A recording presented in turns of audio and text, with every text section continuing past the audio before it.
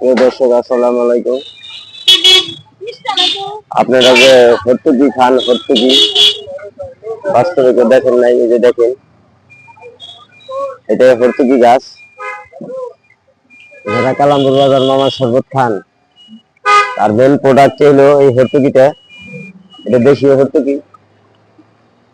আমাদের এই গাছটা এই জায়গায় আজকের থেকে না, বিগত 50-60 বছরের একটা গাছ।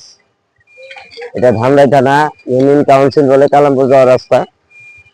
এই যে গাছটা দেখেন, আপনারা এই জায়গা থেকে সংগ্রহ করে নিয়ে খাবেন, যে কোনো জটিল কঠিন রোগের থেকে বিরত থাকবে।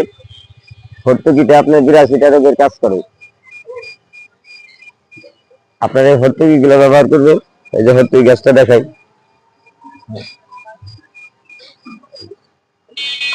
এই দেখেন, এই যে জলপুর মতন ধরে রয়েছে, কিন্তু আপনারা মনে করবেন যে এটা কিন্তু জলপুর না। এটা হলো আপনার ভর্তুকি। লোকমান্য বিধানের সর্বপ্রথম ফর্মুলাই হলো ভর্তুকি, বহের, আমলকি, এই 3টা ফল নিয়ে বিধানে লেখা আছে। আপনি এই ফলটা বেশি বেশি করে সেবন করবেন, যে কোনো জায়গায় যাবেন। কাঁচা খেতে পারলে আরো উপকার বেশি, কিন্তু এই গাছের ফল কিন্তু কখনো পাকে না। ভর্তুকি হলো লোকমান্য বিধানে লেখা আছে, এটা একটা বিষাক্ত ফল।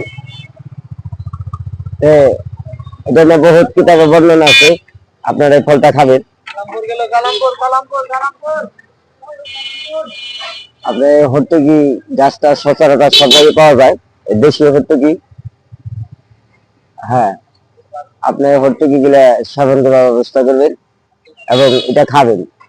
কষা পিঠা, গ্যাস্ট্রিক, ধাতের দুর্বলতা, ঘন প্রস্রাবের জ্বালাপোড়া, দেহের অতি শক্তি কমে যায়, যার কারণে এই ফলটা আপনারা খাবেন সবাই।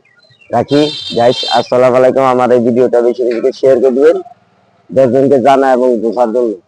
রাখি, আসসালামু আলাইকুম।